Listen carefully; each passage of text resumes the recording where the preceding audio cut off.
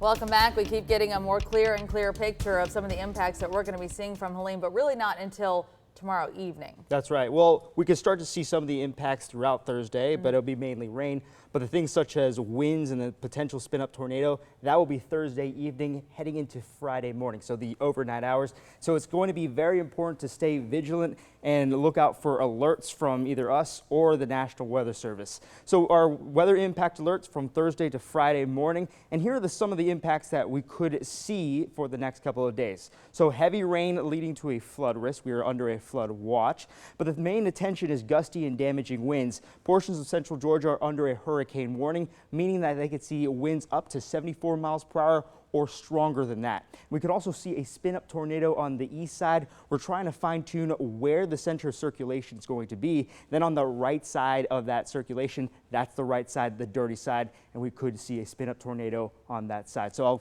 I'll show you that more on the future view coming up. Looking down in the National Fairgrounds, we're starting to see cloud cover starting to build in. The current temperature 81 degrees, and the cloud cover is generally the theme for today.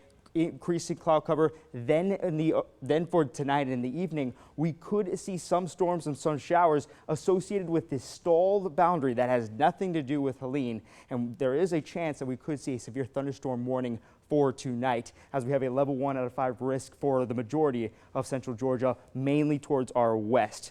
Now, the big story, of course, is Hurricane Helene. As of 11 o'clock this morning, it received that classification of hurricane status as it reached winds over 76 miles per hour. It is right now impacting portions of the Yucatan Peninsula, such as Cancun.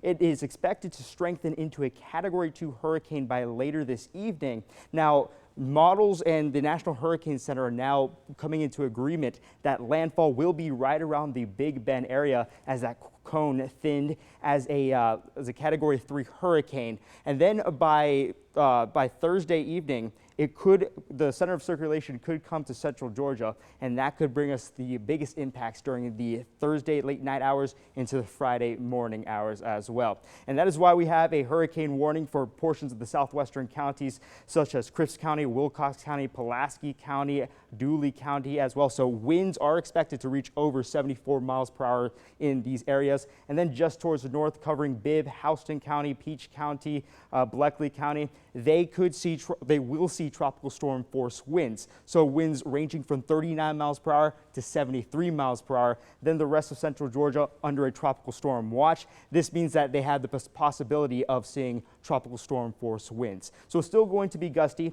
And if we take a look at the future view, we could see showers and storms associated with that stall boundary for later tonight. Then starting Thursday morning, we're just going to receive batches of rain. Think of these as waves of rain from the outer band. So we're not expecting much of the storms. Then Thursday late night, Friday early morning. Notice this, we could see heavy rain and then also gusty winds from Hurricane Helene as the center of circulation approaches our area. So that's where we're going to see most of our impacts. So looking at the future view wind gusts, as that center of circulation approaches, the winds become stronger. So notice here that swirly thing down to the south, that is the eye, and the winds will be the strongest at the eye wall. So that's why we're seeing values up to 80 miles per hour, 55 miles per hour in Cordele, 94 in Vidalia, and 75 in Dublin as that eye continues to head north towards north central Georgia and moves through central Georgia as well.